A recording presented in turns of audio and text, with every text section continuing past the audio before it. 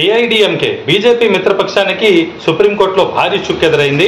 మద్రాస్ హైకోర్టులో ఏఐడిఎంకే ఒక పిటిషన్ వేయడం జరిగింది. ఆ పిటిషన్లో ఏదైతే డిఎంకే ప్రభుత్వం స్టాలిన్ ఫోటోని యూజ్ చేసి ఒక పథకానికి స్టాలిన్ విత్ యూ అని చెప్పి పేరు పెట్టడం జరిగింది. ఆ పథకానికి వ్యతిరేకంగా మద్రాస్ హైకోర్టు అనేది ఏఐడిఎంకేకి అనుకూలంగా తీర్పు ఇచ్చింది.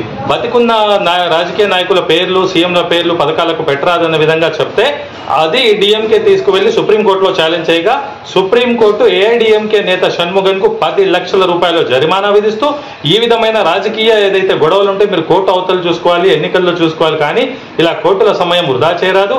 మీ 10 లక్షల రూపాయలు ప్రజా సంక్షేమానికి యూజ్ చేయాలని స్టాలిన్ ప్రభుత్వానికి ఆ 10 లక్షలు మీరు జమ చేయాలని చెప్పి ఆయన మీద ఫైన్ విధిస్తూ ఏదైతే స్టాలిన్ విత్ యూ అని చెప్పి పథకం ప్రవేశపెట్టారో ఆ పథకానికి సీఎం పేర్లు పెట్టుకోవచ్చు అని చెప్పి సుప్రీంకోర్టు తీర్పు ఇవ్వడం జరిగింది.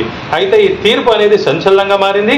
భవిష్యత్తులో ఏదైతే పథకాలకు సీఎంల పేర్లు పెట్టుకుంటుంటే వ్యతిరేకత వ్యవహరిస్తారో అలా వ్యవహరించకుండా సుప్రీంకోర్టు ఒక తీర్పు అనేది ఇవ్వడం అనేది సర్వత్రా హర్షం వ్యక్తం.